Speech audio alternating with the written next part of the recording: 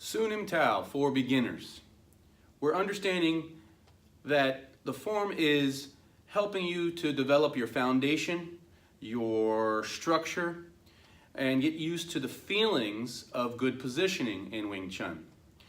Understand also that there's a lot of detail within Siu Nim Tao, and in the beginning when you see Siu Nim Tao, it doesn't look very fancy at all. It's not supposed to. Think of it as a seed that's going to grow into the great oak. This is what Siu Nim Tao is really trying to help you with, is building this foundation, these fundamentals that it's going to grow and grow and grow.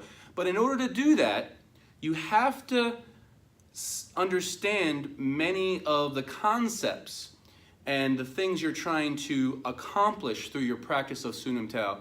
Otherwise, you're just going through the motions and you're not going to get anywhere.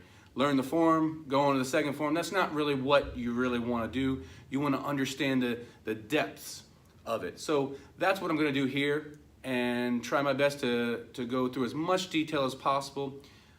The first thing that we do in Siu Nim Tao is called Hoi Ma, opening of the horse. Feet are together, head is high, as if being pulled by a string. Relax and settle. First, try to find that place of no mind, or in other words, getting out of all the thoughts from the day, and try to become into the present. Then you can start opening of the horse. Hoi Ma. A, B, C. Notice when I did that, my head didn't bob up and down. So it would be a mistake for people to come A, B, C. You don't want to do that. You're connecting yourself to the ground. So the very first part is the knees and the elbows combining at the same time. They start and end at the same time. When you do that, go ahead and get your anchor or your spine connected down into the ground. B, notice there's no move of the head. And then C, you're bringing the heels out.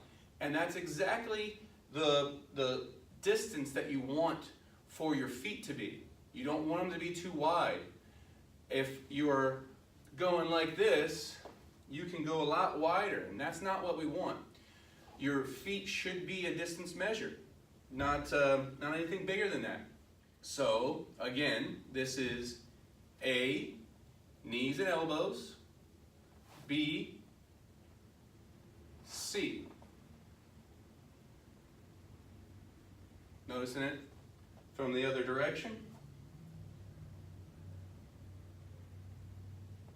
A, B, C.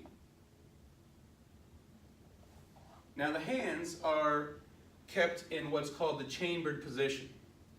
The chambered position is a position that is held up. So unlike karate or taekwondo, we don't hold our hands down here. Instead, we want our fists up towards the armpits. Our elbows still staying down, our shoulders still back and down. Think of putting your shoulders into your back pockets and holding this. Additionally, when we're in the chamber, we don't want to fly with our elbows out. We want to keep them tucked behind. So if you're looking from straight ahead, you don't want to be able to see those elbows. The fists or the wrists are straight, just like we're practicing our punching. You do not want to practice your punching like this.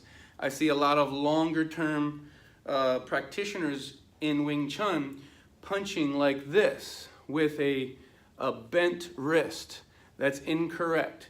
What we need to do is we need to align our ulna bone with the end here, and then you can punch correctly. So real important to understand that as we're coming through with our punch.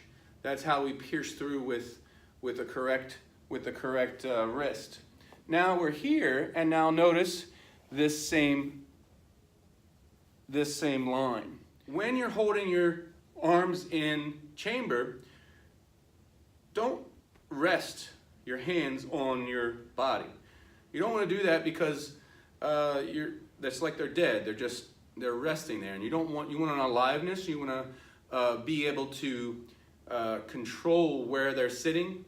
So they may lightly touch your shirt, but don't rest them. Keep them in play.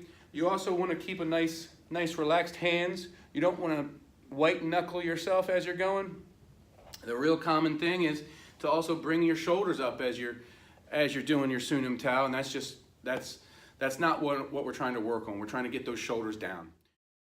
Subscribe to my channel and you'll get all these Wing Chun lessons that I'm bringing to you free. Right there. Go ahead. Subscribe.